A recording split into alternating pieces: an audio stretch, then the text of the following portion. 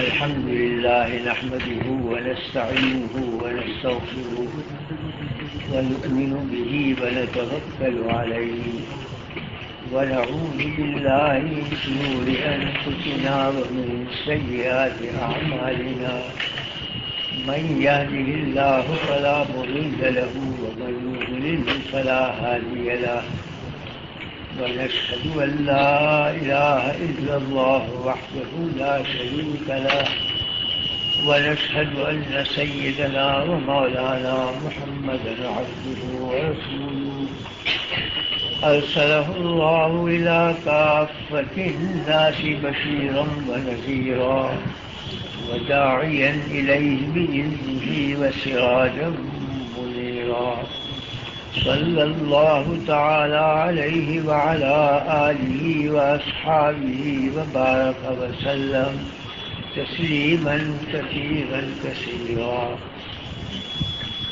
أما بعد فأعوذ بالله من الشيطان الرجيم بسم الله الرحمن الرحيم ربنا وابعث فيهم رسولا منهم يتلو عليهم آياتك ويعلمهم الكتاب والحكمة ويزكيهم إنك أنت العزيز الحكيم صدق الله العظيم.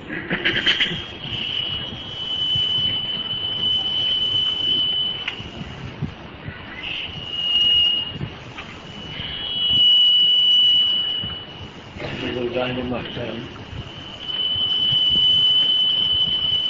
یہ قرآن شریف کی ایک آیت ہے جو میں نے اس وقت تلاوت کی ہے. یہ دعا ہے حضرت ابراہیم اور حضرت اسماعیل علیہ السلام کی. دونوں نے بیت اللہ کی تعمیر کرتے ہوئے حق تعالی سے مانگی ہے. اس دعا کو قرآن کریم نے نقل فرمایا ہے. ترجمہ اس دعا کا یہ ہے، یہ دونوں حضرات عرض کرتے ہیں بارگاہ خدا بندی میں کہ اے ہمارے پروردگار، ان میں ایک رسول بھیج، ایک پیغمبر بھیج جس کا کام یہ ہو کہ وہ اللہ کی آیتیں تلاوت کرے مخلوق کے سامنے اور ان آیتوں کی تعلیم دے اور انہیں حکمت سکھلائے اور ان کے دلوں کو مانجھے اور صاف کرے. تو عزیز و حکیم ہے، تجھے سب قدرت ہے کہ اپنے پیغمبر کے ذریعے سے علم کی روشنی بھی پھیلا دے، حکمت بھی پھیلا دے، دلوں کو مانجھ کر سیقل کر کے صاف بھی کر دے اور تعلیم دے انہیں. یہ ترجمہ ہے اس دعا کا. اس سے اتنی بات واضح ہو جاتی ہے کہ حق تعالی اور انبیاء علیہ السلام کے نزدیک سب سے زیادہ اہم مسئلہ تعلیم کا ہے کہ مخلوق میں علم پھیلے، انہیں حلال و حرام کی تمیز ہو، جائز و ناجائز میں فرق کر سکیں اور سیدھی راہ پر چل سکیں.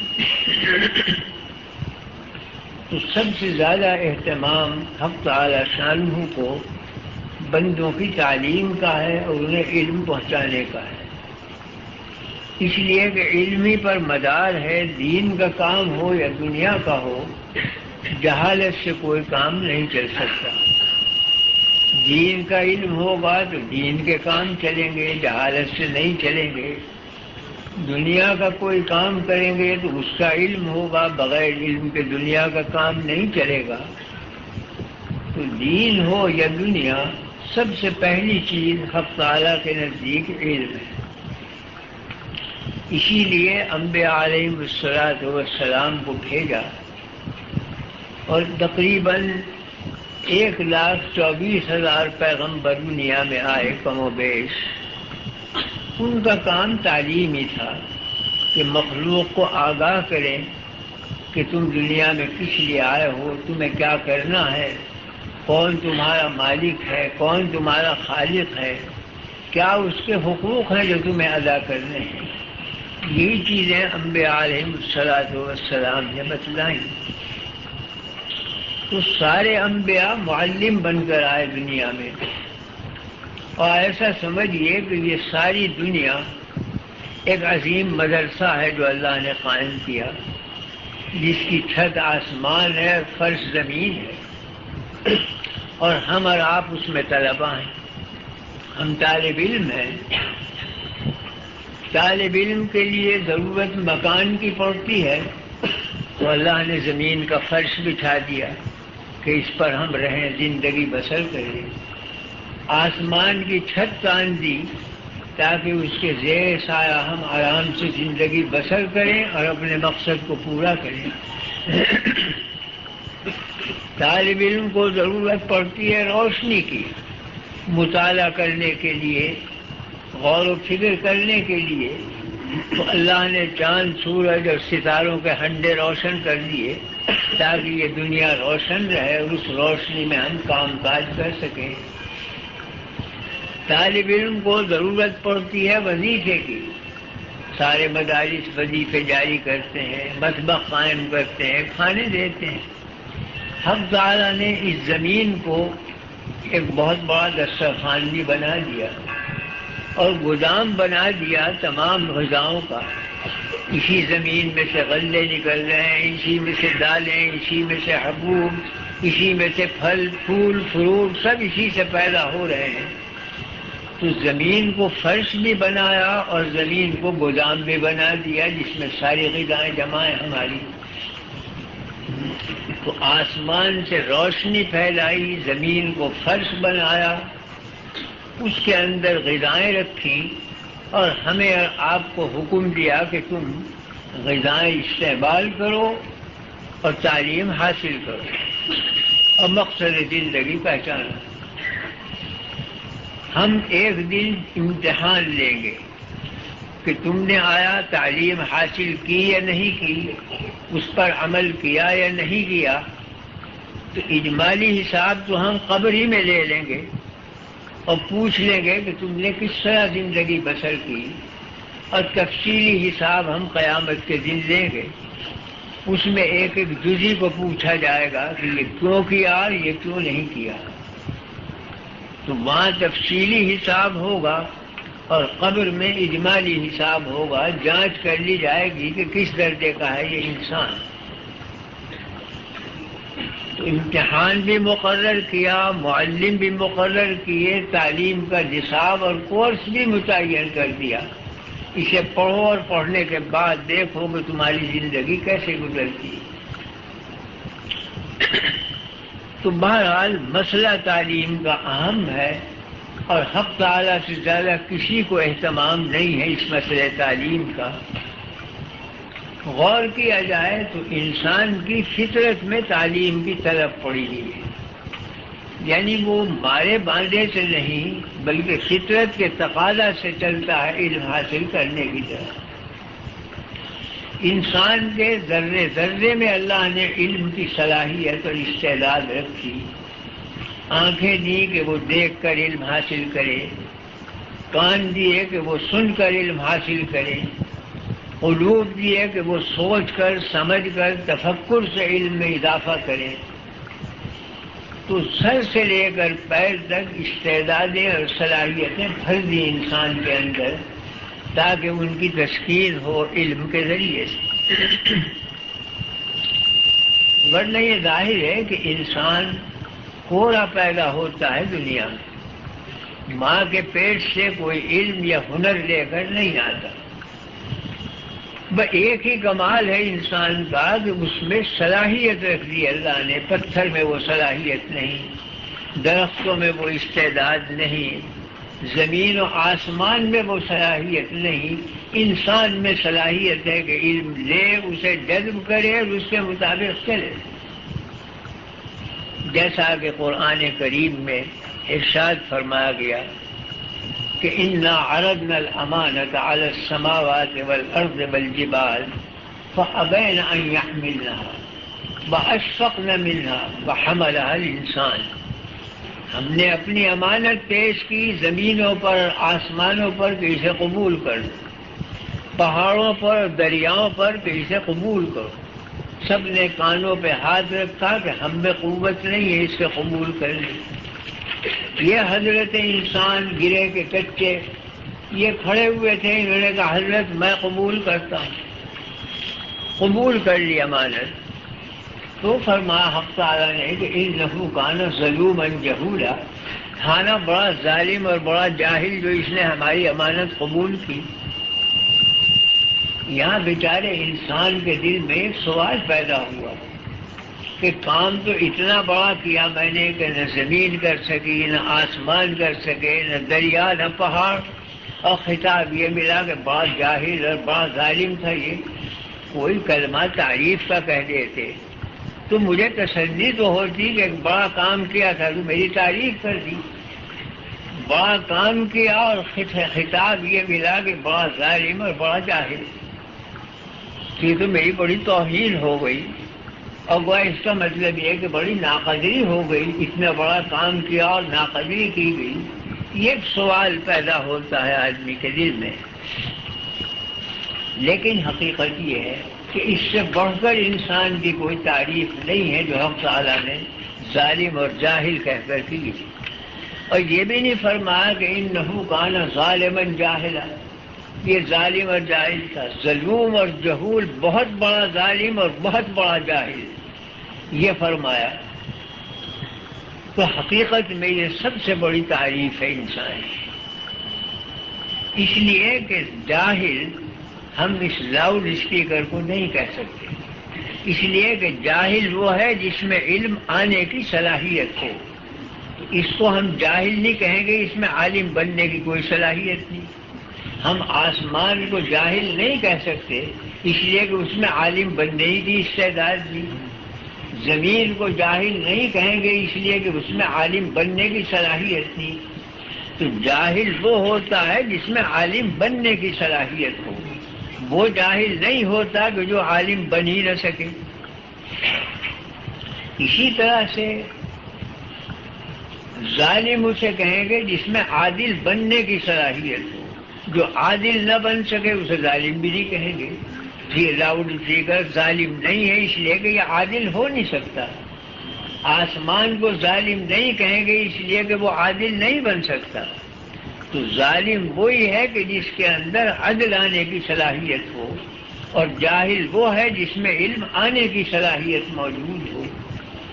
تو حق تعالی شانہ نے انسان کی دو حالتیں بیان فرمائی کہ اس وقت یہ جاہل ہے، لیکن اگر بننے والا ہے تو یہی سب سے بڑا عالم بنے گا، دوسرا نہیں بن سکتا. یہ بہت بڑا جاہل ہے اس لیے کہ بہت بڑا عالم اگر بنے گا تو یہی بن سکتا ہے، زمین آسمان نہیں بن سکتی. اور یہ بہت بڑا ظالم ہے اس لیے کہ اگر عادل بنے گا بہت بڑا تو یہی بنے گا، دنیا کو عدل سے بھرے گا. زمین آسمان عدل سے نہیں بھر سکتے دنیا کو. تو اگر یہ فرما دیتے کہ اس نے امانت قبول کی، یہ بڑا عالم تھا، بڑا عادل تھا، تو واقعے کے خلاف ہوتا، نہ عادل تھا نہ عالم. اور حق تعالیٰ کا کلام بری ہے اس سے کہ خلاف واقعہ کوئی چیز آئے. اس لیے فرمایا کہ جاہل ہے، یعنی اس وقت جاہل ہے، اور بنے گا تو یہی عالم بنے گا. اس وقت یہ ظالم ہے، اگر عادل بنے گا تو یہی بنے گا. تو اس وقت کی حالت بھی بتلا دی، آئندہ کی حالت بھی بتلا دی، اور استعداد اور صلاحیت اس کی ثابت کی. تو اس سے بڑھ کر کیا تعریف ہو سکتی ہے انسان کی کہ اس وقت اگر صلاحیت ہے تو صرف اسی میں ہے کہ یہ عالم بنے، اور صلاحیت ہے تو صرف اسی میں ہے کہ یہ عادل بنے اور عدل پھیلائے دنیا میں. تو دونوں حالتیں ارشاد فرما دی اور دونوں واقعے کے مطابق کہ اپنی ذات سے یہ علم لے کر نہیں آیا، اپنی ذات سے عادل بن کر نہیں آیا. محنت کرے گا تو عالم بنے گا، محنت کرے گا تو عادل بنے گا. اس کے ہاتھ میں ہے بننا نہ بننا، صلاحیتیں ہم نے رکھ دی اس کے اندر. اسی لیے ایک موقع پر ارشاد فرمایا حق تعالی نے کہ واللہ اخرجکم من بطون امہاتکم لا تعلمون شیئا وجعل لكم السمع والابصار والافئدہ لعلکم تشکرون. ہم نے تمہیں تمہاری ماں کے پیٹ سے نکالا اس حالت میں کہ تم جاہل مطلق تھے، ذرہ برابر تمہیں علم نہیں تھا، نہ اچھے کی تمیز تھی نہ برے کی. انسان کا بچہ ایک مضغہ گوشت پیدا ہوتا ہے جس میں نہ اچھائی نہ برائی، نہ خوبی نہ خرابی، ایک گوشت کا لوتھڑا ہوتا ہے. تو پیدائشی طور پر انسان میں علم نہیں ہے، انسان کی ذات پوری ہے، اس میں کوئی علم نہیں ہے. البتہ صلاحیتیں ہیں، بڑھتے بڑھتے عالم بن جائے، مگر آتا ہے ماں کے پیٹ سے جاہل. تو جب آیا تو کوڑا تھا، کوئی علم نہیں تھا اس کے اندر، اور جب جاتا ہے جب بھی کوڑا ہی ہو کے جاتا ہے. قرآن کریم میں فرمایا گیا کہ ثم يرد الى ارذل العمر لكي لا يعلم بعد علم شيئا. پھر ہم تمہیں انجام کا ایک ایسی رذیل عمر کی طرف لوٹا دیتے ہیں کہ تم بے علم باقی نہیں رہتا، نہ علم لینے کی صلاحیت رہتی ہے. اس وقت ہو گیا ایک شخص 80-90 برس کا، 100 برس کا، ذوف ہو گیا، تو ظاہر بات ہے کہ ذوف میں بینائی کمزور ہو جاتی ہے، بالوں کی جاتی رہتی ہے بینائی. تو دیکھ دیکھ کر علم حاصل کرنے کا راستہ بند ہو گیا جب بینائی جاتی رہی. اسی طرح سے قوت سامعہ، سننے کی طاقت، وہ بھی کمزور ہو جاتی ہے. بوڑھا آدمی کان لگا کے کہتا ہے کہ ذرا زور سے کہو، مجھ میں سننے کی طاقت نہیں رہی. تو چلا چلا کے لوگ کہتے ہیں تو کوئی سن لیتا ہے بیچارہ. تو قوت سامعہ بھی کمزور پڑ جاتی ہے. تو سننے کے راستے سے جو علم آتا تھا وہ بھی راستہ بند ہو گیا. قلب اتنا ضعیف ہو جاتا ہے کہ آدمی کو تفکر کرنے کی قوت نہیں رہتی. کچھ کہتا ہے اور لوگ پوچھتے ہیں تفسیر، کہ تفسیر تم خود کر لینا، میرے اندر طاقت نہیں ہے کہ میں غور کروں اور فکر کروں. طاقت سے تعلق ہے وہ رہی نہیں. تو تدبر اور تفکر کی قوت بھی ختم ہو جاتی ہے. تو آنے کے راستے علم کے سب بند ہو جاتے ہیں. اب پچھلا علم تھا قوت حافظہ میں، ذوف کی وجہ سے حافظہ بھی کمزور ہو گیا، بھول چوک غالب آ گئی، یاد نہیں رہتی، پچھلی چیزیں نکل گئیں. تو پچھلا خزانہ بھی ختم ہوا، آئندہ علم کے آنے کے راستے بند ہو گئے. تو جیسے آئے تھے حضرت انسان کوڑے، ویسے ہی چلے گئے کوڑے. آگے جا کر اللہ علم اثر نو پیدا فرما دے، وہ اس کی قدرت ہے. مگر اس عالم اسباب میں جیسا آتا ہے ویسا ہی کوڑا چلا جاتا ہے. بتلا دیا کہ علم تمہاری چیز نہیں ہے، ہماری چیز ہے. جب چاہے ہم ڈال دیں اور جب چاہے ہم نکال دیں، تمہاری ذات کی چیز نہیں ہے. تو علم حقیقت میں حق تعالیٰ کی صفت ہے، انسان کی صفت نہیں ہے. انسان کی صفت ہے عبادت کرنا، غلامی کرنا، جھکنا اللہ کے آگے. اس کے ذریعے سے کچھ وہاں سے کرم ہوتا ہے، کچھ مل ملا جاتا ہے اسے. تو بندگی کرنا انسان کا کام ہے، یہ اللہ کا کام نہیں ہے. وہ قادر مطلق ہے. علم اللہ کی صفت ہے، یہ بندے کی صفت نہیں. تو علم ادھر سے آتا ہے، علم کے ذریعے سے اس میں بندگی، عبدیت، غلامی، اطاعت حق، یہ چیزیں پیدا ہوتی ہیں. تو علم در حقیقت پروردگار کی صفت ہے، ہماری آپ کی صفت نہیں. اسی لیے ہمیں آپ کو محنت کر کے لینا پڑتا ہے علم. ماں کے پیٹ سے علم لے کر نہیں آتا آدمی. تو اللہ کی صفت ہے، ہماری صفت نہیں.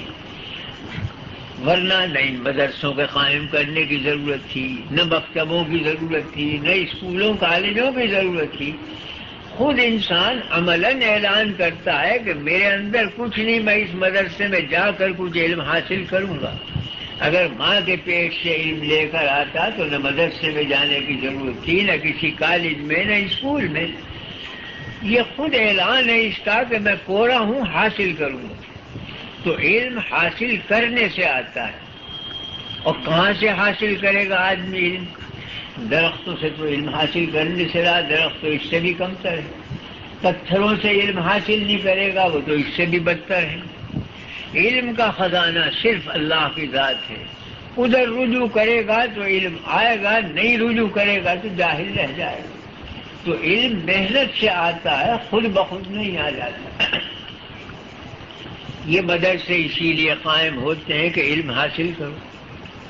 آپ نے کبھی سنا کہ کوئی مدرسہ اس لیے قائم کیا گیا ہو کہ بھئی لوگوں کو جاہل بنایا جائے؟ اس میں جہالت پیدا کرنے کے لیے کوئی ادارہ قائم نہیں ہوتا، اس لیے کہ جہالت تو خود ہی موجود ہے، اسے قائم کرنے کی کیا ضرورت ہے؟ قائم تو وہ چیز کی جائے گی جو نہیں تھی اور لینی ہے، اسے لینا ہے مقصود، وہ علم ہے جسے لینا ہے. جہالت حاصل نہیں کی جاتی، وہ تو ذات میں موجود ہے انسان کی. تو علم ایسی چیز ہے کہ جس کو لیا جائے گا اور اللہ ہی سے لیا جائے گا. اور حق تعالیٰ دیتے ہیں علم اپنے پیغمبروں کو، پیغمبروں کے واسطے سے ہم تک علم پہنچتا ہے. کوئی بھی علم ہو، میں عرض کرتا ہوں کہ دنیا کا بھی علم ہو، وہ بھی وحی کے ذریعے سے آیا ہے انبیاء علیہ السلام پر.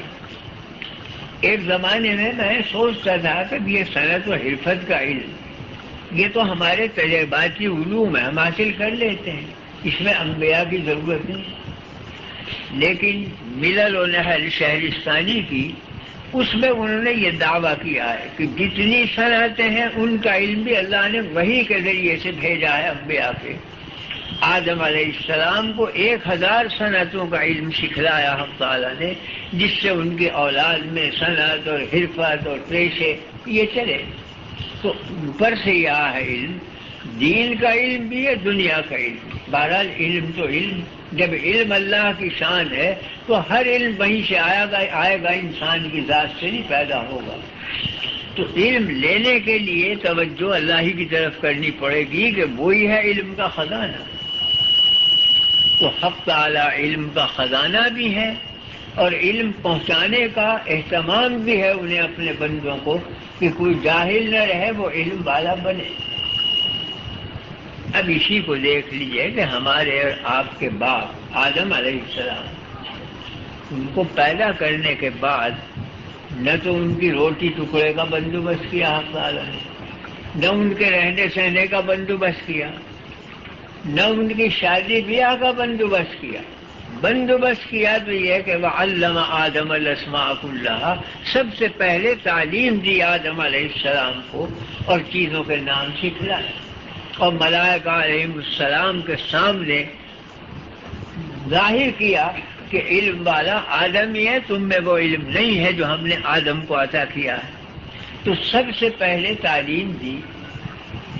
جب امتحان مقابلہ میں کامیاب ہو گئے آدم علیہ السلام اور مان لیا فرشتوں نے بھی کہ ہم سے زیادہ عالم ہے، تو جھکایا فرشتوں کو کہ جھکو ان کے سامنے، سجدہ کرا انہیں اور نیابت اور خلافت کا تاج رکھا کہ اب یہ ہمارا نائب ہے، ہمارا خلیفہ ہے، تم سب کا فرض ہے کہ اس کی اطاعت کرو. تو ملائکہ جیسی مقدس مخلوق بھی جھک گئی آدم علیہ السلام کے سامنے. در حقیقت وہ علم خداوندی کے سامنے جھکی. آدم کا جو پتلا خاکی تھا اس کے آگے نہیں جھکی، وہ جو اس کے اندر کمال رکھا گیا تھا علم کا اس کے سامنے جھکایا گیا سب ملائکہ علیہ السلام کو. اور ملائکہ تو خیر مقدس مخلوق ہے ہی، کون سی چیز ہے جو آدم کے سامنے جھکی بھی نہیں؟ پہاڑ بھی آپ کے تابع اور جنگل بھی آپ کے تابع اور نہریں بھی آپ کے تابع، جس طرح سے چاہو تصرفات کرو زمین کے اندر، سب پر انسان کو قدرت بخشی حق تعالیٰ نے. اور اب تو اس فکر میں ہے کہ وہ آسمان پہ بھی پہنچے اور چاند سورج تک بھی پہنچ جائے اور مریخ تک بھی پہنچ جائے. تو کوئی گدھا گھوڑا تھوڑا ہی پہنچا ہے اب تک چاند تک، یہ انسان ہی جو پہنچا اور علمی اور عقلی کی طاقت سے پہنچا.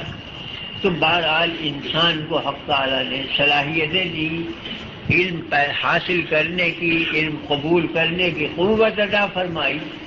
تو سب سے پہلے آدم علیہ السلام کو اولاً علم دیا، بعد میں فرمایا کہ اسکن انت وزوجک الجنہ، اب تمہارا نکاح کرتے ہیں ہم حضرت حوا سے اور تم دونوں جنت میں رہو. اور وکلا منہا رغدا حیث شئتما، جو چیز چاہے کھاؤ اور استعمال کرو، تو کھانے پینے کا بندوبست بعد میں کیا، تعلیم کا بندوبست پہلے کیا، جس سے واضح ہوتا ہے کہ سب سے مقدم چیز انسان کے حق میں تعلیم ہے، روٹی ٹکڑا مقدم نہیں۔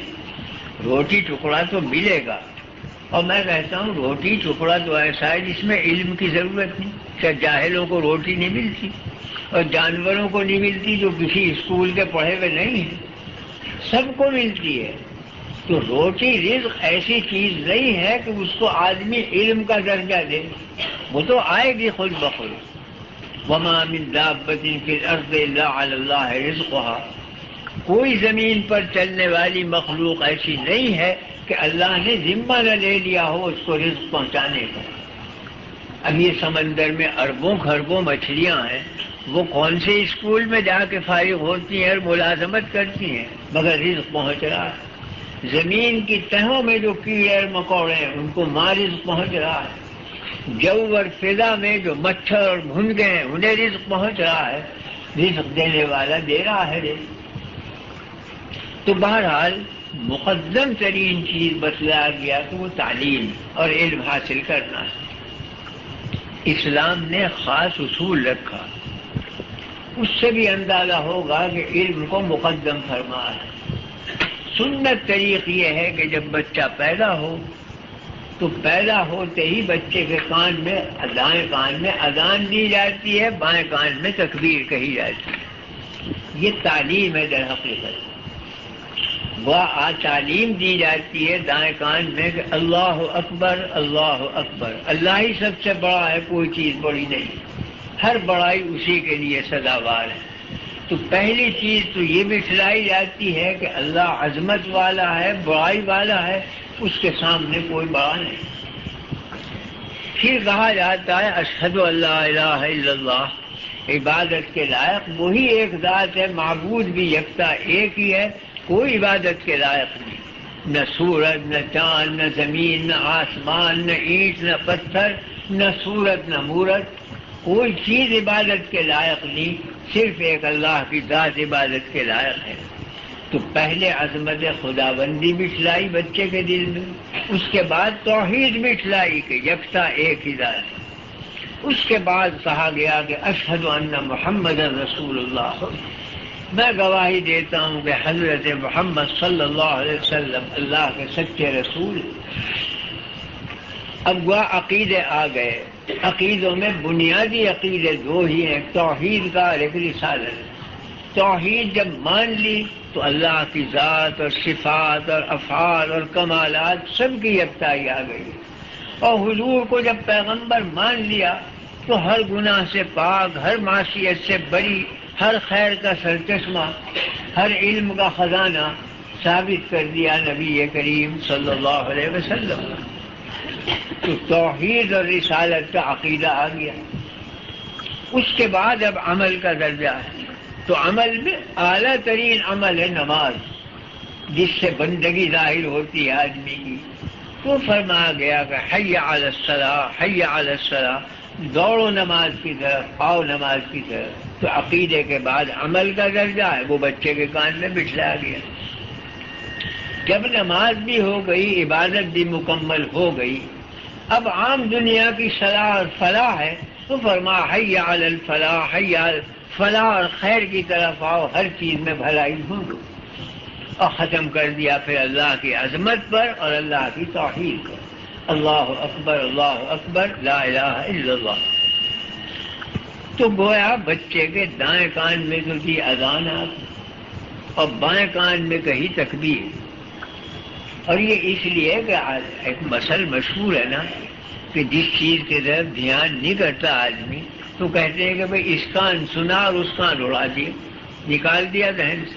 اللہ نے کہا کہ دونوں کان گھیر کے دونوں طرف سے پہنچاؤ توحید اور رسالت، یہ نہ ہو کہ ایک کان سن کے دوسرے کان سے اڑا دے آدمی، دونوں طرف سے راستے بند کیے کہ دونوں جہتوں سے عظمت خدا بندی دل میں بٹھلائی جائے۔ یہ در حقیقت تعلیم ہے، تعلیم عظمت خدا بندی کی، تعلیم توحید کی، تعلیم نبوت کی عظمت کی، تعلیم عبادت کی، تعلیم معاملات کی۔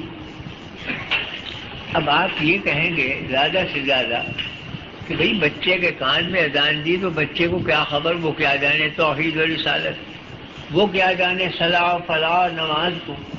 یہ تو ایسا ہے جیسے بھینس کے آگے کوئی بین بجانے لگے تو بھینس کو کیا خبر کہ یہ گانا ہو رہا ہے، اسے کچھ تمیز تو رہی ہے، تو فائدہ کیا ہوا اس سے؟ تو امام غزالی لکھتے ہیں کہ بچے کا قلب ایسا ہے جیسے ایک صاف تختی، جو کلمہ آپ کہیں گے وہ چھپ جائے گا اس کے قلب پر جا کے، اسے تمیز نہیں ہے کہ یہ کلمہ کیا ہے، مگر جا کر وہ چھپ گیا اس کی لوح کے اوپر. جب وہ ہوش سنبھالے گا تو وہی کلمات کہتا ہوا ابھرے گا جو اس کے دل پر چھاپ دی ہیں آپ نے. اس لیے امام غزالی کہتے ہیں کہ بچے کی تربیت کا زمانہ آپ لوگ تو سمجھتے ہیں کہ 5-6 برس کے بعد ہوتا ہے، نہیں، دودھ پیتے بچے کی تربیت شروع کرو. کہتے ہیں کہ ماں باپ بچے کے سامنے کوئی نازیبا حرکت نہ کرے، اس لیے کہ وہ تمیز تو نہیں رکھتا، مگر وہ حرکت اس کی آنکھوں کے رستے سے جا کے چھپ جاتی ہے اس کے دل میں. جب وہ ہوش سنبھالے گا تو وہی حرکتیں کرتا ہوا ابھرے گا جو ماں باپ نے اس کے سامنے کی. تو ماں باپ کا فرض ہے کہ کوئی بے حیائی کی حرکت، کوئی بیجا حرکت بچے کے سامنے نہ کرے.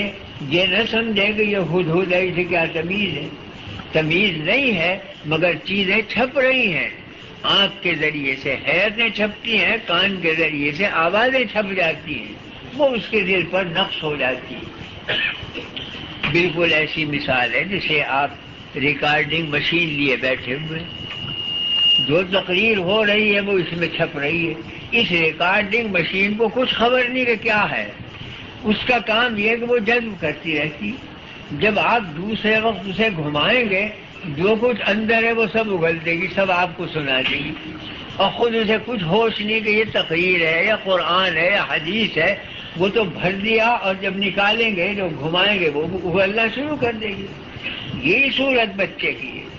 یہ تو ہے جماعت محض. جب اس میں اللہ نے یہ طاقت رکھی ہے کہ آوازوں کو بھی جذب کر لے، اور ٹیلی ویژن ہو تو آپ کی حیت کو بھی جذب کر لے، آپ کی صورت کو بھی جذب کر لے، جب اس میں یہ خاصیت ہے تو انسان کا قلب تو 1000 درجہ اس سے بہتر ہے. ہزاروں برکات اس میں رکھی ہوئی ہیں. اس میں اگر آوازیں چھپیں اور وہ جا کے پھر اگل دیں، اس میں اگر حیاتیں چھپ جائیں افعال کی اور وہ پھر ظاہر کرے اسے، اس میں کون سا تعجب ہے؟ تو جب بندوں کو اللہ نے قدرت دی کہ ایسے فیتے لے آئیں کہ اس میں آوازیں جذب ہو جائیں، تو اللہ اگر قلب کو ایسا بنا دے بچے کے کہ اس میں جذب ہو جائیں کلمات اور حیاتیں، اس میں کون سے تعجب کی بات ہے، کون سے حیرت کی بات ہے؟ تو بہرحال تعلیم اسلام نے دی کہ بچے کو ابتدا سے تعلیم دو، اس کے دونوں کانوں میں اذان اور تکبیر کو. اس کے بعد میں پھر سنت طریق یہ ہے کہ گھر کا کوئی بڑا کوئی کھجور یا کوئی میٹھی چیز کھا کر اور اپنا الٹ اس کے منہ کو لگا دے تعلق. وہ اعلان اس کا ہے کہ مقدم تعلیم ہے، بعد میں کھانا پینا. یہ نہیں کیا کہ پیدا ہوتے ہی بچے کو پہلے دودھ پلا دو، پہلے الٹ کھلا دو. نہیں، پہلے اذان دو، تعلیم دو، اس کے بعد کھانے پینے کا مسئلہ ہے. آج لوگوں نے الٹا کر دیا کہ دین اور دنیا کی تعلیم ندارت، روٹی کی فکر پہلے ہے. ملازمت کہاں سے کریں، روٹی کہاں سے کمائیں، حالانکہ روٹی مؤخر چیز تھی تعلیم سے، مقدم تعلیم تھی. آدم علیہ السلام کو مقدم تعلیم دی گئی، بعد میں روٹی کا فکر کیا. ہر بچے کے لیے تعلیم مقدم ہے، تحریک مؤخر ہے، الٹ دینا مؤخر ہے. تو گویا حق تعالیٰ تو یہ اعلان کریں کہ علم مقدم، روٹی مؤخر، اور بندے مقابلے پہ اللہ کے یوں کہیں کہ روٹی مقدم اور علم مؤخر. تو کتنی بڑی گستاخی اور جرأت کی بات ہے. ان کا سب سے پہلا کام یہ ہے کہ وہ علم کی تحصیل کی فکر کریں اور علم حاصل کریں. اب ایک تو علم ہے کہ بھئی ہندوستان میں کتنے پہاڑ ہیں، کتنے جنگل ہیں، اس کا جغرافیہ کیا ہے، اس کے اندر کیا کیا چیزیں پیدا ہوتی ہیں، آپ نے جان لیا سب کچھ. یا یہ بھی جان لیا کہ یہ تو ہندوستان ہے، ہندوستان سے باہر جو ملک ہے ان کا یہ جغرافیہ، فلاں ملک میں یہ چیز پیدا ہوتی ہے، فلاں ملک میں یہ تجارت، جان لیا۔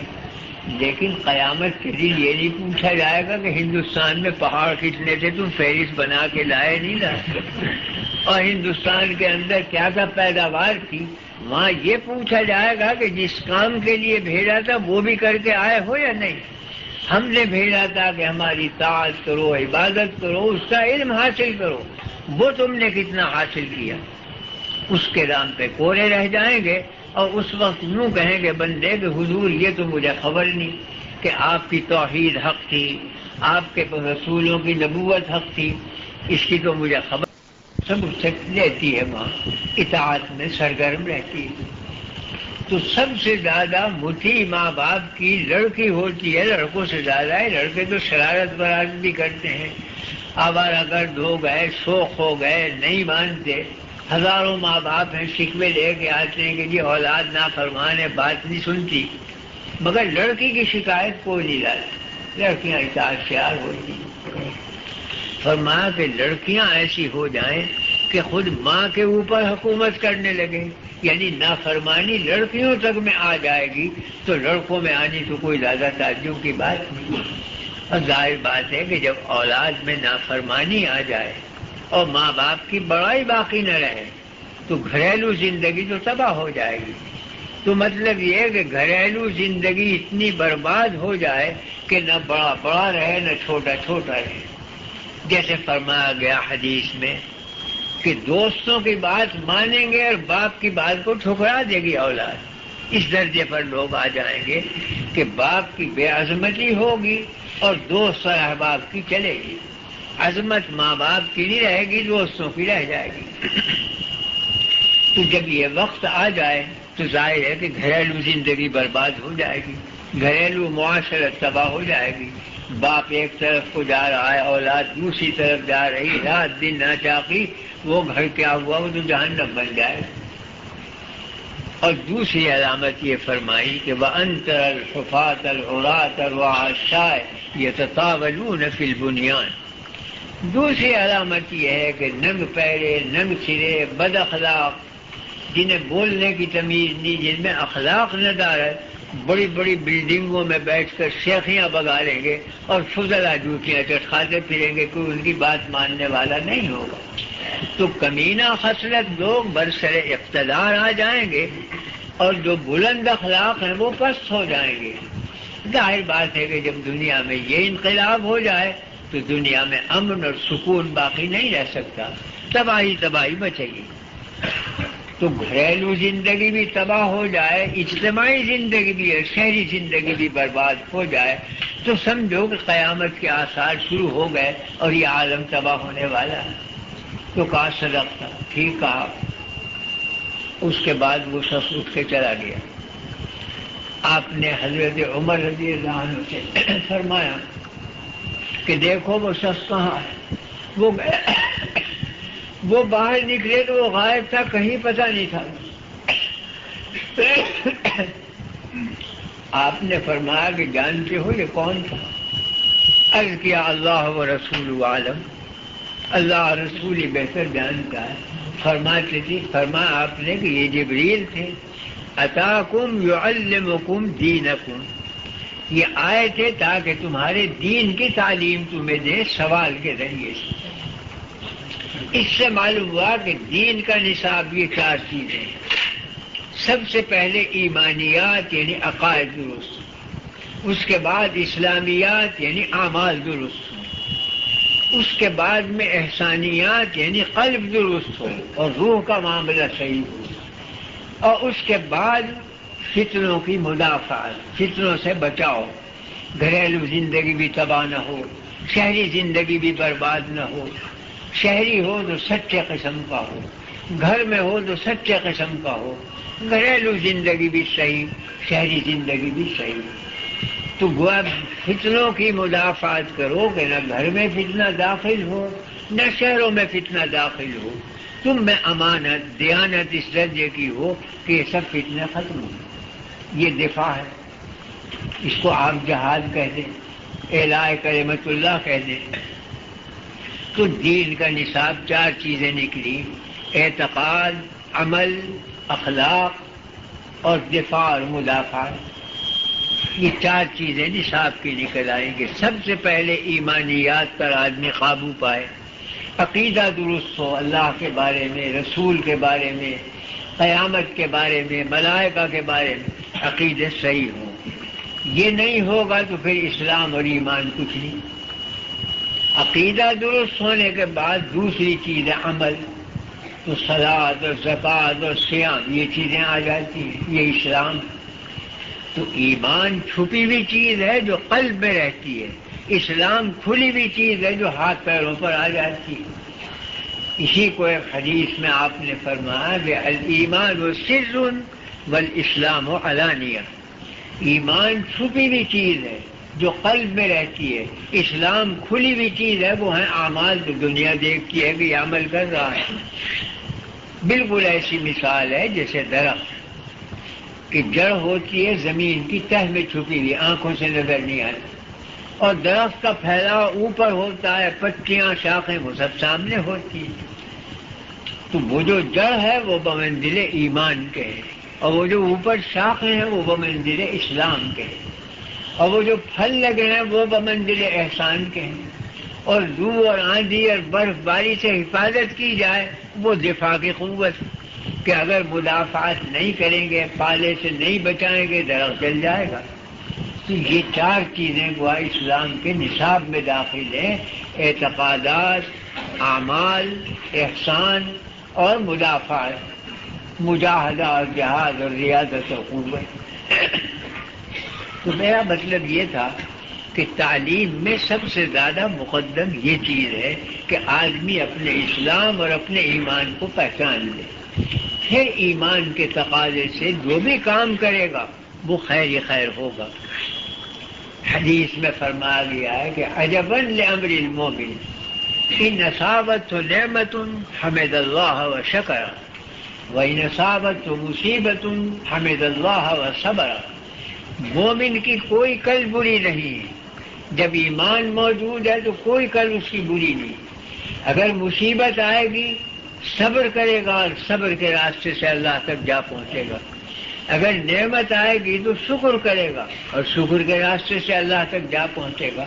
تو ایمان کی حالت میں مصیبت کا آنا بھی مضر نہیں، نعمت کا آنا بھی مضر نہیں، دونوں رستوں سے آدمی اللہ ہی تک پہنچے گا۔ وہ مجھے ایک حکایت یاد آ گئی اس پہ۔ علماء میں نحویوں میں اقسم، بہت بڑا عالم ہے، فن نحو کے امام سمجھے جاتے ہیں۔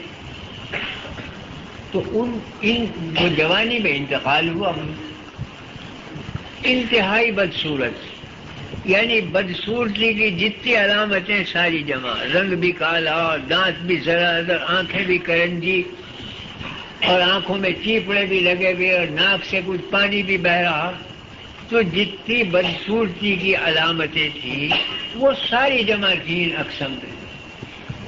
لوگ دیکھ کر حیران ہوتے تھے، ان کے علم پر تو فریفتہ ہو جاتے تھے، مگر صورت دیکھ کے ڈرتے تھے کہ بھئی کیسی بھیانک صورت، تو خود تو ایسے، اور بیوی ایسی ملی تھی کہ صوبوں میں اس کی نظیر نہیں تھی، نہایت حسین و جمیل، اور جمال کے جتنے شعبے سارے اس میں جمع۔ اب یہ انتہائی بدصورت، وہ انتہائی خوبصورت، جب آمنے سامنے بیٹھتے تو جیسے دھوپ اور چھاؤں ہوتی ہے، یہ مثال ہوتی تھی۔ تو اقسم کہتے کہ میں بھی قطعی جنتی ہوں اور تو بھی قطعی جنتی، بیوی سے کہے میں بھی جنتی تو بھی جنتی، اس واسطے کہ مجھے تو تجھ جیسی بیوی ملی، میں شکر کرتے کرتے تھک جاؤں گا اور شکر ادا نہیں ہوگا تو شکر کے رستے سے جنت میں پہنچ جاؤں، اور تجھے مجھ جیسا خامن ملا، تو صبر کرتی ہے کہ کہاں سے بدصورت بلا میرے طرف ہو گئی، تو صبر کے رستے سے اللہ تک پہنچے گی، تو میں بھی جنتی تو بھی جنتی، میں شکر کے رستے تو صبر کے رستے۔ تو واقعی ایمان جب ہو تو نہ نعمت مضر ہے اور نہ مصیبت مضر ہے، دونوں رستے اللہ تک پہنچنے کے ہیں۔ مگر ایمان جب ہو، اس لیے سب سے پہلے ایمان ضروری ہے کہ آدمی پہچان لے، اس کے بعد میں پھر اسلام ضروری ہے کہ عمل وہ کرے کہ جو ثابت ہے، اس کے بعد میں پھر احسان ضروری ہے کہ قلب کو مانجے اور ان کا تزکیہ کرے، قلب کے اخلاق درست کرے۔ اس لیے کہ اگر بد اخلاقی ہوگی، شکر کے بجائے ناشکری، اور غنا کے بجائے محتاجگی، اور بد اخلاقی بھری بھی ہو، تو علم بھی فائدہ نہیں دیتا بلکہ الٹا اثر کرتا ہے۔ بد اخلاق آدمی اگر عالم بن جائے، علم کو بھی غلط راستے سے استعمال کرے گا، اس میں حسد ہو، اس میں لالچ ہو، اس میں کبر ہو، تو علم کو استعمال کرے گا لالچ میں، علم کو استعمال کرے گا تکبر میں، حسد میں، تو اور خود بھی تباہ ہوگا، دوسروں کو بھی تباہ کرے گا۔ تو علم فائدہ نہیں دیتا جب تک کہ اخلاق درست نہ ہو۔ اس لیے پہلی چیز اعتقادات، دوسری چیز اعمال، اور تیسری چیز اخلاق، اور ہر چیز میں محنت کرنی پڑے گی۔ علم میں میاں جی کی مار بھی کھائے گا آدمی، سختیاں بھی جھیلے گا، لیکن 6-7 برس اگر استاد کی سختیاں جھیل گیا تو عالم بھی وہی بنے گا۔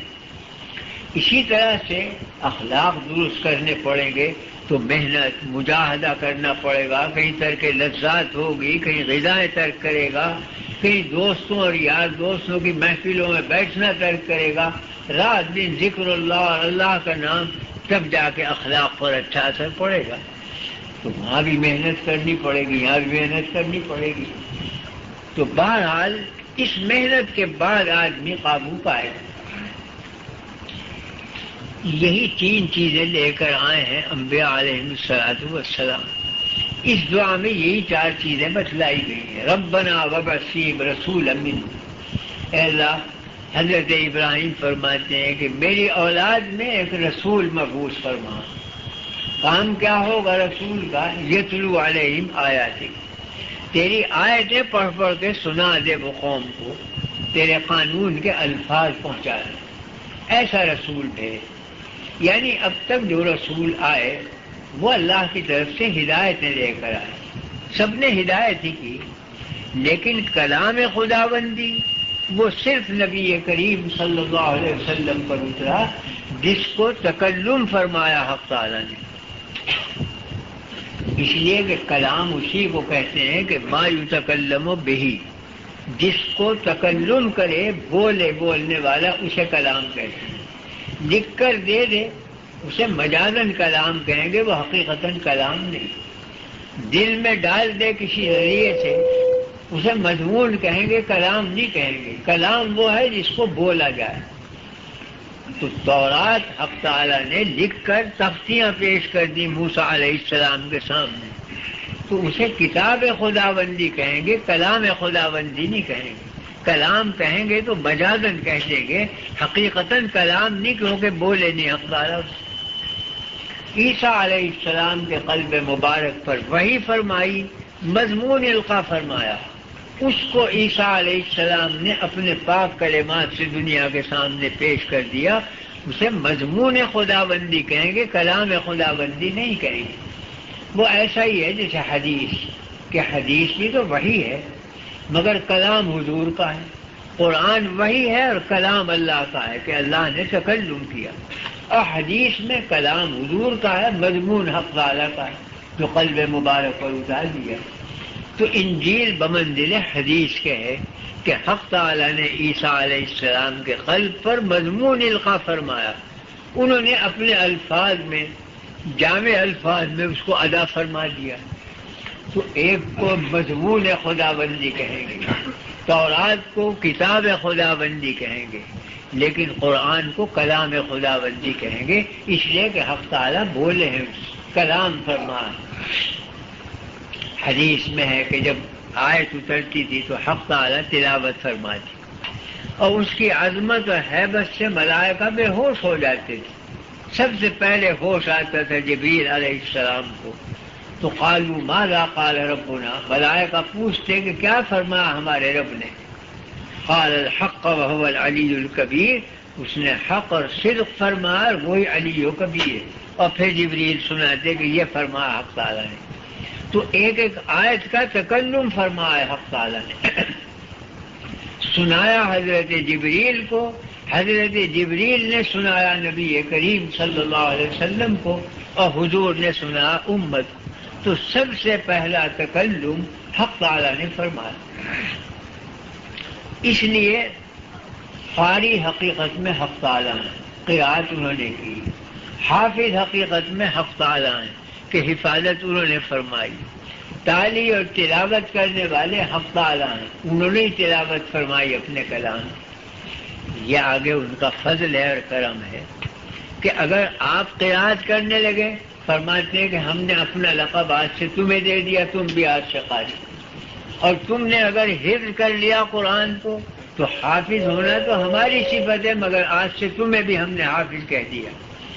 اور تلاوت کنندہ ہم ہیں، لیکن جب تم تلاوت کر رہے ہو تو تمہیں بھی ہم تالی کہیں گے، تلاوت کنندہ کہیں گے. اپنے القاب دے دیے بندوں. یہ فضل خدا بندی کی بات ہے، ورنہ جو شاہی القاب ہوتے ہیں رعیت میں کوئی انہیں استعمال نہیں کر سکتا، بلکہ جرم ہوتا ہے.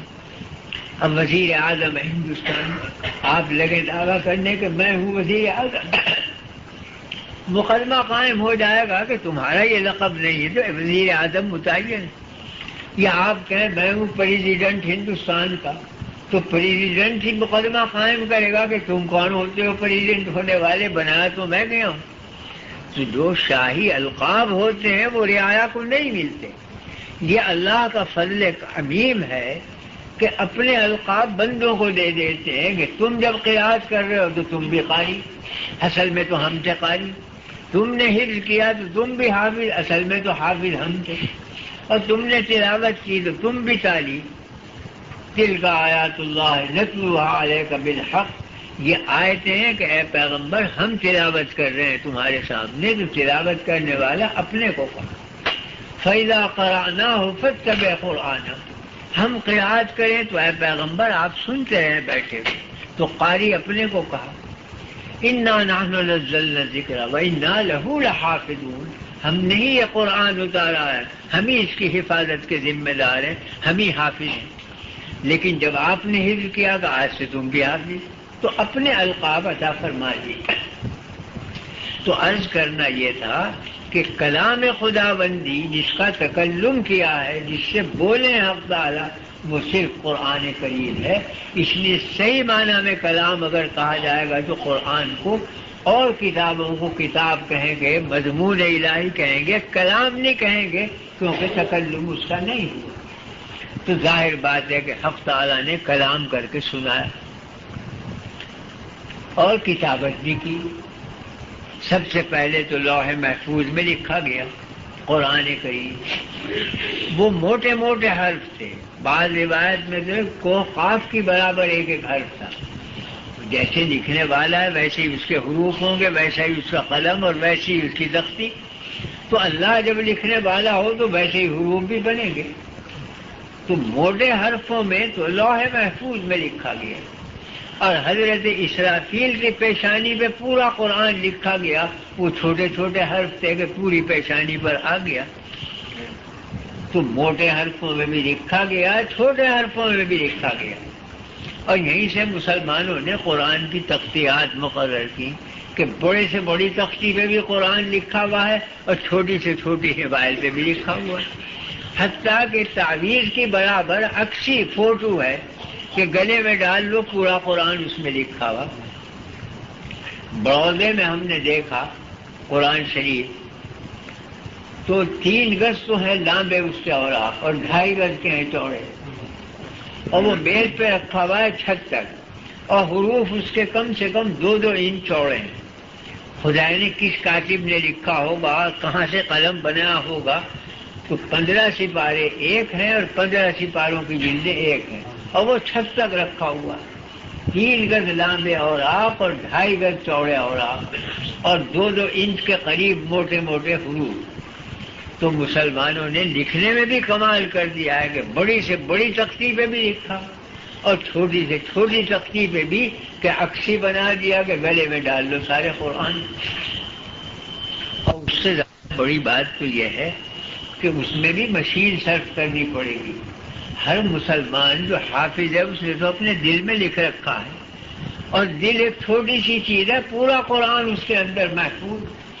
یہ اللہ کی قدرت ہے کہ محفوظ ہے دماغ میں بھی، قلب کے اندر بھی. جس کو تورات میں کہا گیا تھا جب صفت بیان کی گئی اس امت کی، تو فرمایا گیا کہ اناجیلہم فی صدورہم، ایک قوم آنے والی ہے خاتم النبیین کی کہ ان کی انجیلیں ان کے سینے میں محفوظ ہوں گی. جس پہ موسیٰ علیہ السلام نے عرض کیا کہ یا اللہ یہ امت مجھے دے دیجئے. فرما ہذہ امت محمد، یہ محمد صلی اللہ علیہ وسلم کی امت ہے. اخیر میں عرض کیا کہ پھر مجھے اس امت ہی میں داخل کر دیجئے جو اتنی پاک باز امت ہے. تو بہرحال موسیٰ علیہ السلام نے صفت دیکھی اس قوم کی تو اناجیلہم فی صدورہم، ان کی انجیلیں ان کے سینوں میں محفوظ ہوں گی. اور قرآن کریم نے اس کی تصدیق کی، فرمایا کہ بل ہوا آیات بینات فی صدور الذین اوتوا العلم، یہ ہماری آیات بینات اہل علم کے سینوں میں محفوظ رہیں گی. اللہ نے حفاظت کا ذمہ لیا کہ ہم نے اتارا ہے قرآن تو ہم ہی حفاظت کریں گے. حفاظت کا طریقہ عجیب اختیار فرمایا کہ نہ چور جا سکے نہ ڈاکو جا سکے. کاغذ پہ لکھیں گے تو آگ جلا سکتی ہے اسے، پانی میں رکھ جائے تو پانی گلا سکتا ہے، زمین میں چھپا کر حفاظت کرے تو زمین ہی گلا دے گی کاغذ کو. تختی لوہے کی ہوگی تو زنگ ہی لگ جائے گا، لکھا ہوا مٹ جائے گا. ان جگہوں میں حفاظت نہیں کی، سینوں کے اندر حفاظت کی کہ نہ وہاں کوئی چور پہنچ سکتا ہے نہ ڈاکو پہنچ سکتا ہے، کوئی بھی نہیں پہنچ سکتا. اور قرآن محفوظ. اگر خدا نہ خواستہ قرآن کے سارے نسخوں کو لے کر کوئی دشمن سمندر میں غرق کر دے، قرآن نہیں مٹ سکتا. لاکھوں حافظ موجود ہے پھر وہ لکھا دیں گے اسی طرح سے. وہ مٹنے والی چیز نہیں، وہ بقائے دوام ہے، قیامت تک باقی رہے گا اور قیامت کے بعد بھی باقی رہے گا، یعنی جنتوں میں بھی باقی رہے گا. حدیث میں کہ حافظ قرآن سے کہا جائے گا کہ رتل ورتقِ، تلاوت کرتا جا، ترقی کرتا جا درجات میں، جہاں تو تھک جائے گا وہی تیرا آخری مقام ہوگا. تو بعض احادیث میں ہے کہ جتنے جنت کے درجات ہیں اتنی آیتیں ہیں قرآن میں، اور یہی آیتیں بین ہی باغ و بہار کی صورت میں وہاں نمایاں ہوں. یہاں یہ آیتیں ہیں جو زبان سے ادا ہو رہی ہیں، وہاں یہی آیتیں نعمتوں کی صورت اختیار کریں گی. تو گویا بین ہی قرآن متمثل ہوگا، مصور ہوگا، صورتوں میں آ جائے گا نعمتوں میں. ہر آیت ایک مستقل باغ و بہار کی شکل اختیار کرے گی. کوئی آیت دریا کی صورت سے ظاہر ہوگی، کوئی آیت باغ کی صورت سے ظاہر ہوگی، کوئی آیت محل سرائے کی صورت سے ظاہر ہوگی. وہ یہی آیات قرآنی ہوگی جن کی شکلیں بدل جائیں گی. وہ ہمارے بچپن میں کھلونا آیا کرتا تھا، ایک پیکٹ میں 12 گولیاں ہوتی تھی، یورپ سے آتی تھی اور 4 آنے میں ملتی تھی. 12 گولیاں اس میں، وہ 4 آنے میں خرید لاتے بچے، اور کٹورے میں پانی بھرا، ایک گولی ڈالی. پانی لگنے کے بعد جو گولی پھٹتی تو ایک دم پھول بن جاتا. کوئی گولی پھٹی تو انجن بن گیا، کوئی گولی پھٹی تو ایک باغ بن گیا. بچے خوش ہوتے تھے کہ گولی کا انجن بن گیا، گولی کا باغ بن گیا. وہ کاریگر نے صنعت یہ کی تھی کہ ایسے انداز سے مسالے لپیٹے تھے کہ جب پانی لگ کر وہ پھٹیں تو پھول کی شکل اختیار کر لیں، اور جب پانی لگ کر پھٹیں تو انجن کی صورت اختیار کریں. تو وہ گولی انجن بن جاتی تھی، بچے خوش ہوتے تھے.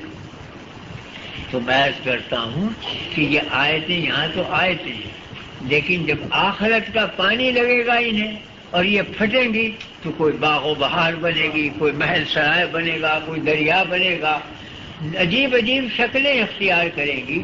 اس وقت لوگ حیران ہوں گے وَوَجَدُوا مَا عَمِلُوا حَاضِرًا، یہ جو دنیا میں عمل کرتے تھے تو وہی عمل صورت میں بدل بدل کے نعمتوں کی شکل میں آ رہا ہے، وہاں لوگ حیران ہوں گے۔ تو میں کہتا ہوں دنیا میں اس کی نظیر موجود ہے۔ ابھی شادی بیاہوں میں آتش بازیاں چھوڑتے ہیں لوگ، وہ ایک گول چکر ہوتا ہے بانسوں کا، اس سے مسالے لپٹے ہوئے ہوتے ہیں، اس میں آگ دکھلائی اور وہ گھوما، اور گھومنے کے بعد فضا میں دیکھا کہ گھوڑے پر ایک سوار ہے، اب وہ گھوڑا بڑھا ہوا ہے اور گھوڑے پر ایک سوار ہے، یا بعد دیکھا کہ ریل جا رہی ہے، وہ آتش بازی گھومی اور اس میں آگ کی ایک ریل نکلی اور لوگ خوش ہو رہے ہیں کہ ریل جا رہی۔ وہ صنع کی کاریگری تھی کہ مسالے اس انداز سے لپیٹے جاتے تھے کہ جب ان میں آگ لگے وہ پھٹے تو کوئی باغ کی صورت بن جائے، کوئی ریل کی صورت بن جائے، کوئی گھوڑے سوار کی صورت بن جائے۔ تو دنیا میں اللہ نے بندوں کو یہ عقلیں دی ہیں کہ مسالوں کو اس انداز سے لپیٹتے ہیں کہ دیکھنے میں تو وہ آتش بازی ہے، کھمبچوں کا ایک گول دائرہ، اور جب آگ لگاؤ اور گھومتا ہے تو اس میں سے طرح طرح کی چیزیں نکلتی ہیں۔ تو اسی طرح حق تعالیٰ نے یہ آیتیں نازل فرمائی، مگر ایسی صاف بنائی اور ترتیب ایسی دی کہ جب آخرت میں جا کر حقائق کا عالم کھلے گا تو یہی چیزیں ماں باغ و بہار اور نعمتوں کی شکل میں نمایاں ہو جائیں گی۔ تو میں کر رہا ہوں کہ قرآن فقط قیامت تک باقی نہیں ہے، یہ تو قیامت کے بعد بھی چلے گا اور یہی چلتا رہے گا اور یہی نعمتیں ظاہر ہوتی رہیں گی اور آدمی منتفع ہوں گے۔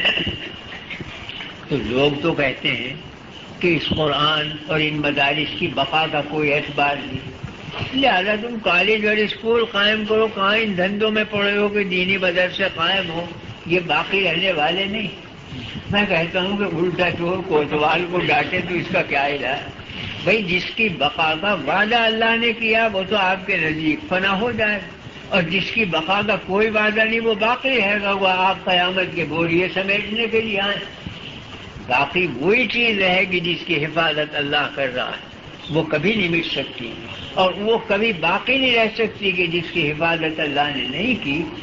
یہی صورت ہے، حکومتیں مٹتی آ رہی ہیں، تمدن مٹتے آ رہے ہیں، تمدن بقا کر کے قومیں سمجھتی ہیں کہ آج ہم قادر ہو گئے، مسائل زندگی ہمارے ہاتھ میں، اور جب اس کے عروج کا زمانہ ختم ہو کر گرتی ہے وہ قوم، تمدن مٹ کر پھر نیا تمدن آتا ہے۔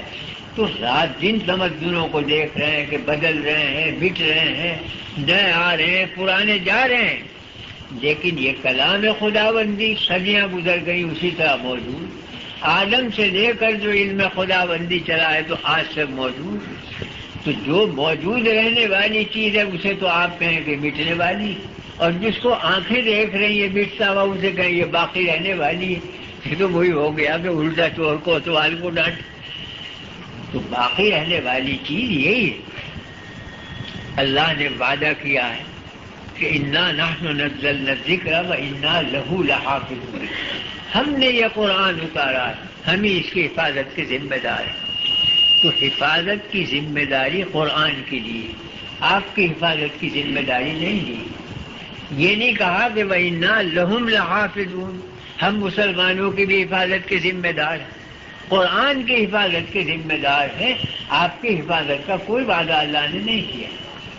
تو آپ کی حفاظت کا طریقہ کیا ہے؟ اس محفوظ کا دامن پکڑ لو تو آپ بھی محفوظ ہو جائیں گے، اس کو دامن کو چھوڑ دیا تو آپ غیر محفوظ ہیں۔ تو آپ کی حفاظت کا وعدہ نہیں کیا مگر طریقہ بتلا دیا۔ وہ کہتے ہیں کہ ہندوستان سے کسی چیوٹی نے ارادہ کیا کہ میں حج کو جاؤں، اب بیچاری چیوٹی کیا اس کی بساط، اور بیچ میں سینکڑوں سمندر اور سینکڑوں پہاڑ، چیوٹی کی کیا طاقت تھی کہ وہ مکے پہنچے اور حج کرے، مگر تمنا تھی۔ اسے معلوم ہوا کہ حرم شریف کا ایک کبوتر اتفاق سے اڑ کے ہندوستان میں آیا ہوا ہے، بمبئی میں موجود۔ چیوٹی اس مکان میں تھی، وہ جلدی سے جا کے اس کبوتر کے پیر پر چمٹ کے بیٹھ گئی۔ وہ جو اڑ کے پہنچا حرم میں، تو چیوٹی بھی حرم میں موجود تھی، اور وہاں پہنچ گئی، سارے پہاڑ بھی طے کر لیے، سارے دریا بھی طے کر لیے، تو کبوتر کی مدد سے چیونٹی کو حج نصیب ہو گیا۔ اسی طرح سے یہ قرآن ہے، یہ طائر حرم اور طائر عرش ہے جو اوپر سے آئے، اگر وہاں تک پہنچنا ہے اس کے قدموں سے لپٹ جاؤ، یہ جائے گا تو تم بھی پہنچ جاؤ گے انشاءاللہ، تم بیچ میں نہیں رہ سکتے۔ اسی کو حق تعالیٰ نے فرمایا، ایک جگہ فرمایا کہ واعتصموا بحبل اللہ جمیعا، اے لوگوں اللہ کی رسی کو مضبوط پکڑ لو۔ اور وہ رسی کون ہے؟ تو حدیث میں اس کی شرح فرمائی گئی کہ القرآن حبل اللہ الممدود من السماء الی الارض، اللہ نے آسمان سے رسی لٹکائی ہے جس کا نام قرآن ہے، تم اسے تھام لو گے، جب یہ کھینچی جائے گی قیامت کے دن اور یہ جائے گی ذات حق تک، تو جو اسے تھامے ہوئے وہ بھی ذات حق تک پہنچیں گے اور وہیں پہنچ جائیں گے، جنہوں نے نہیں تھامی وہ یہیں رہ جائیں گے۔ شیخ محی الدین ابن عربی بہت بڑے عارف کامل ہیں، وہ کہتے ہیں کہ یہ آسمان زمین کے درمیان کا جو حصہ ہے زمین ہے، یہ سب جہنم کا علاقہ ہے، اسی میں وہ آگ اور عذاب سارے تپیں گے۔ جنتیں ہیں آسمانوں سے اوپر، تو پہلا آسمان تو ہے آراف کہ نہ جنت نہ دوزخ، آگے جا کے جنتوں کا علاقہ، اور اس آسمان سے نیچے 7ویں زمین تک یہ جہنم کا علاقہ ہے۔ تو ہم اور آپ سب اس وقت جہنم کے اندر ہیں، اللہ نے رسی ٹانگ دی ہے کہ جسے نکلنا ہے اس جہنم سے وہ ہماری رسی مضبوط تھام، ہم اسے کھینچنے والے ہیں، وہ پہنچ جائے گا ہم تک۔ جس نے پکڑ لی رسی جب اوپر پہنچے گی یہ بھی پہنچ گیا، اور جنہوں نے نہیں پکڑی جہنم میں جانے کی ضرورت نہیں، وہ تو ہیں ہی جہنم میں پہلے ہی سے موجود، یہیں آ کر جہنم تپے گا۔ تو جہنم سے نکالنے کے لیے رسی بنائی گئی ہے تاکہ اس کے سارے پہنچ جاؤ اوپر۔ اب یہ اپنی اپنی تقدیر ہے اور قسمت ہے کہ کسی نے رسی کو مضبوط تھام لیا وہ پہنچ جائے گا اوپر، کسی نے نہیں تھاما تو وہ یہیں رہ جائے گا، تو وہ رہ جائے۔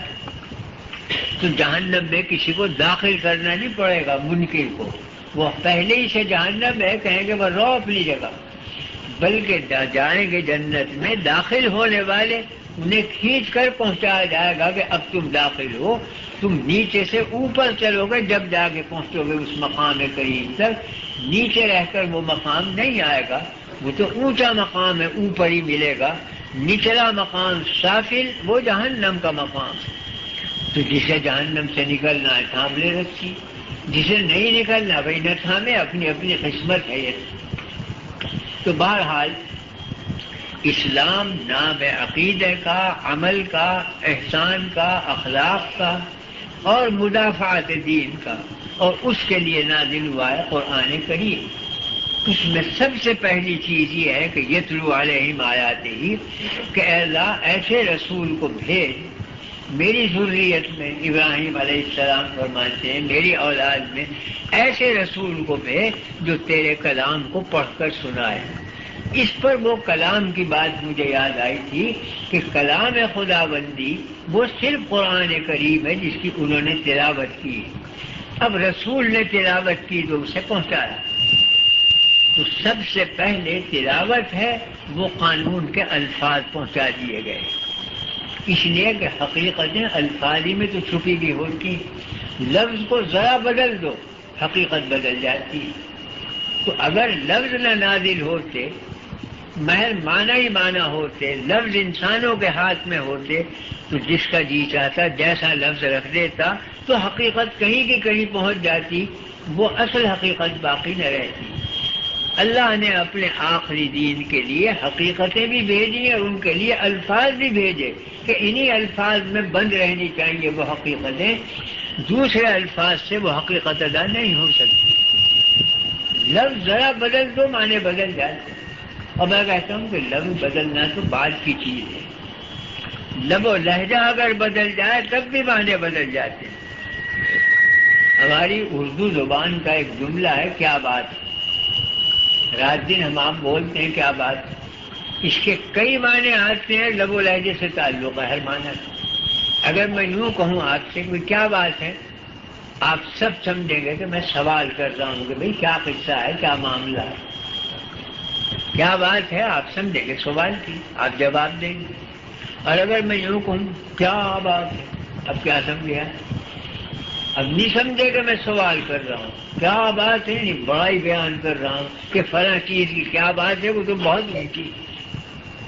اور اگر میں لہجہ بدل کے ہوں کیا بات ہے، اب کیا سمجھے آپ؟ نہ سوال سمجھے نہ بڑائی سمجھے، تحقیر سمجھے کہ حقارت کی جا رہی ہے. اور اگر میں یوں کہوں لہجہ بدل کیا بات ہے، اب کیا سمجھے آپ سمجھے گا میں نے تعجب کا اظہار کیا. تو ایک ہی جملہ ہے، اس کے معنی تعجب کے بھی ہیں، شان کی بڑائی کے بھی ہیں، شان کی تحقیر کے بھی ہیں، سوال کے بھی ہیں، اور ہر معنی کا تعلق لب و لہجے سے. اب اگر آپ یہ جملہ کسی کو لکھ کر بھیج دیں کاغذ میں، تو کاغذ میں لب و لہجہ تو جا نہیں سکتی، آواز نہیں جا سکتی. وہ دیکھنے والا جو اس کے دل پر کیفیت غالب ہوگی وہی سمجھ لے گا اس کا مقصد. وہ ضروری نہیں کہ وہ ہمارا مقصد سمجھ گیا ہو، اس کا اپنا ذہنی مقصد ہے، لفظ ہمارے ہوں گے مقصد اس کا ہوگا. اس لیے کہ لب و لہجے سے ادا کرنے والا کوئی نہیں ہے، اور معنی کا تعلق لب و لہجے تو کاغذ میں لب و لہجہ آتا نہیں. وہ کسی شاعر نے کہا ہے نا کہ گر مصور صورت دل ستاں خواہد کشید لیک حیرانم کہ نادش را چساں خواہد کشید. میں مانتا ہوں کہ محبوب کی تصویر آپ کاغذ پہ کھینچ لیں گے، لیکن وہ جو اس کے ناز و ادار کرشمے ہیں ان کی تصویر کیسے کھینچ دیں گے؟ وہ تو دیکھنے سے تعلق رکھتے ہیں، تصویر میں تھوڑا ہی آتے ہیں. تو قرآن کریم کے الفاظ تو آ جاتے ہیں کاغذ میں، لیکن لب و لہجہ نہ ہو تو حقیقت نہیں ادا ہوگی، اور وہ جو اس میں چھپی ہوئی ہیں کیفیات اور برکات اور کمالات سب چھپے کے چھپے رہ جائیں. تو اگر لکھ کر بھیج دیں اور ادا کرنے والا کوئی ہو نہیں، تو جو آپ کے ذہن پہ کیفیت غالب ہوگی وہی آپ مطلب سمجھیں گے. وہ متکلم کا مقصد نہیں ہوگا، وہ تو آپ کا ذہنی مقصد ہے. تلبیس ہو جائے گی کہ لفظ ہمارے لیے معنی آپ نے ڈال دیے اس کے اندر. اس لیے اللہ نے قرآن کے ساتھ پیغمبر بھی بھیجا کہ ادا کر کے بتلاؤ یہ ساری چیزیں. یہ نہیں ہے کہ کاغذ پہ اتار دیا ہو کلام. ورنہ عرب والوں سے زیادہ عربی جاننے والا کون؟ وہ تو یہ کہتے تھے کہ ساری دنیا عجم ہے، گونگی ہے، بولنا ہم ہی جانتے ہیں. تو ان سے زیادہ عربی جاننے والا کون تھا؟ بس جبریل علیہ السلام قرآن شریف لکھ کے لاتے اور بیت اللہ کی چھت پہ رکھ جاتے اور اعلان کر دیتے کہ یہ قرآن آ گیا، تم سب مریض ہو، اپنا اپنا علاج خود کر لیا کرو. لیکن بلا طبیب کے کوئی علاج نہیں کر سکتا، کتنا ہی طب میں نسخے لکھے ہوئے ہوں. اس لیے کہ طبیب نبض کو پہچانے گا، مزاج کو پہچانے گا، حالات کو پہچانے گا، موسم کو دیکھے گا، سب نسخہ تجویز کرے گا. یہ تھوڑا ہی کتاب سے آپ نے نقل کر لیا نسخہ، انسٹ جو چاہے لکھ لیا، وہ تو اور بیماری بڑھ جائے گی. تو طب کے ساتھ طبیب کا ہونا ضروری ہے، بغیر اس کے علاج نہیں ہوتا. یہ طب روحانی ہے. قرآن شریف نسخہ کیمیا ہے، شفاء لما فی الصدور ہے. لیکن طبیب کی حاجت تھی کہ نبی کریم صلی اللہ علیہ وسلم کو بھیجا کہ یہ طب ایمانی ہے، علاج آپ کریں، قوموں کی حالت کو دیکھیں، نفسیات کو دیکھیں اور نسخہ اس میں سے دیں تاکہ علاج ہو قوموں کا. تو آپ نے تلاوت کی لب و لہجے کے ساتھ، مقام کے ساتھ، شان نزول کے ساتھ، جس سے صحابہ وہ مطلب سمجھے جو اللہ کا مطلب ہے. محض کاغذ میں آ جاتا قرآن تو مطلب سمجھنا ضروری نہیں تھا کہ خدا کے بھیجا ہوا مطلب بھی آپ سمجھ جائیں. تو ذرا سے لب و لہجے کا فرق پڑ جاتا ہے تو معنی کہیں کہ کہیں پہنچ جاتے ہیں، وہ مقصد نہیں ہوتا. اور ذرا عنوان بدل گیا، بات کچھ کی کچھ ہو جاتی. اگر کوئی اپنے باپ کا تعارف یہ کہہ کے کرائے کہ یہ میرے والد بزرگوار میرے قبلہ گاہی ہے، باپ خوش ہوگا کہ بیٹا سعادت مند ہے، تعظیم سے نام لے. اور اگر یوں کہہ دے کہ میرا باپ ہے تو اگر وہ کچھ ناخوش نہیں ہوگا تو کچھ خوش بھی نہیں ہوگا. یوں کہے گا کہ بس تہذیب ہے، اسے کوئی اچھا لفظ نہ ملا. حالانکہ بات تو صحیح کہہ رہا ہے، باپ تو کہہ رہا ہے، باپ ہی ہے، مگر ایک تو کہا تھا یہ میرے بزرگوار ہیں، میرے قبلہ و کعبہ ہیں، اور ایک کہا میرا باپ. اور اگر یوں کہہ دے کوئی باپ کا تعارف کہ میری ماں کا قسم ہے تو 5 جوتے رسید کرے گا. حالانکہ بات تو غلط نہیں کی، ماں کا قسم تھا جبھی تو باپ بنا. مگر عنوان کی تہذیب ایک مستقل چیز ہے. ایک ہی بات کو مہذب عنوان سے ادا کرے خوشی کے اثرات پیدا ہوں، اسی بات کو برے عنوان سے ادا کرے تو غصہ، غم و غصہ پیدا ہو جائے گا، بات ایک ہی رہے گی. یہ آپ نے سنا ہوگا انوری بہت بڑا شاعر تھا، یہ فارسی کا اور بڑا قادر الکلام آدمی. بادشاہ کی شان میں قصیدہ پڑھا، بادشاہ نے گھوڑا انعام میں دے دیا. اس کا زین بڑا اعلیٰ شاہی گھوڑا تھا، بہت ہی اعلیٰ گھوڑا، 1000 روپے کا، وہ اسے دے دیا انعام. اب بیچارہ انوری لے کر آیا، غریب آدمی تھا، اسے خود کو رہنے کی جگہ نہیں تھی، گھوڑے کو کہاں سے جگہ ملتی. اور گھوڑا کا شاہی خدا یعنی دودھ جلیبیاں کھاتا ہوگا، وہ دانے کھاتا ہوگا، یہاں گھاس بھی نہیں ملی. نتیجہ ہوا کہ رات میں گھوڑا مر گیا. اب انوری کو فکر پڑی کہ بادشاہ کو اطلاع تو ہو ہی گی، اور کہیں ایسا نہ ہو کہ مجھے بلا کے حکم دے دے کہ قتل کر دو اسے، اس نے شاہی عطیہ کی قدر نہ کی، ہم نے تو اعلیٰ گھوڑا دیا تھا، اب وہ مر گیا جا رات کو اس کے گھر. یہ بھی گردن زدلی. تو یہ فکر پیدا ہوئی تو اس نے کہا کہ لوگ اطلاع دیں تو میں خود کیوں نہ اطلاع دوں کسی اچھے عنوان سے کہ میری جان بھی بچ جائے اور شاہی اطاعت بھی نہ ہو. تو وہ خود گیا اور جا کے گھوڑے کے مرنے کی خبر دی، مگر ایسے پاکیزہ عنوان سے خبر دی ہے کہ بادشاہ کو ہنسی آئی، ایک گھوڑا اور دے دیا. کیا کہا؟ جا کے کہا کہ شاہ اسپے و انوری بخشی. بادشاہ نے انوری کو گھوڑا دیا. شاہ اسپے و انوری بخشی، بعد سر سر بگرد او نہ رسید. آندھیاں بھی اس کی گرد نہیں پا سکتی تھی، اتنا تیز تھا. کوئی انتہائی شاہی گھوڑا تھا. کیا حال تھا اس کی تیزی کا؟ ایتنی تیز بود در رفتار، در شباشب عاقبت بے رسی. اتنا تیز رفتار تھا کہ رات رات دنیا کا سفر کر کے آخرت میں پہنچ گیا. بادشاہ کو ہنسی آئی گا ایک گھوڑا ہو گیا. اور اگر یوں کہتا کہ حضور وہ جو گھوڑا دیا تھا وہ مر گیا تو جلاد کو حکم دیتے اس کی بھی گردن مار دو، شاہی عطیہ کی قدر نہ کی. تو سنائی تو موت کی خبر اور انعام لے کر آئے. عنوانی کی تو بات کی، اچھے عنوان سے اس کو خبر دی تو بہترین اثر پیدا ہوا، اور برے عنوان سے خبر دیتا تو اس کی گردن بھی ماری جاتی. عنوان اور لفظ ذرا بدل جائیں حقیقت کہیں کی کہیں پہنچ جاتی ہے. تو یہ تو دنیا کا قصہ تھا کہ بھئی گھوڑا ایک اور مل گیا ہے، نہ ملتا مر جاتا. لیکن قرآن تو ایمان کا قصہ ہے، یہاں اگر بدل گیا تو آخرت تباہ ہو گئی. اس واسطے اللہ نے اپنا کلام اتارا اور کلام کو سمجھانے والے پیغمبر بھیجے کہ یعلمہم الکتاب، تلاوت بھی کریں الفاظ کی اور ساتھ میں تعلیم بھی دیں کہ اللہ کی یہ مراد ہے، یہ مقصد ہے حق تعالیٰ ہے. اس لیے کہ قرآن کریم کے جملے ہیں اصولی اور کلی، کئی کئی معنی پہ ڈھل سکتے ہیں. اب کون سے معنی اللہ کی مراد ہیں یہ تو رسول ہی بتلائیں گے کہ یہ مراد.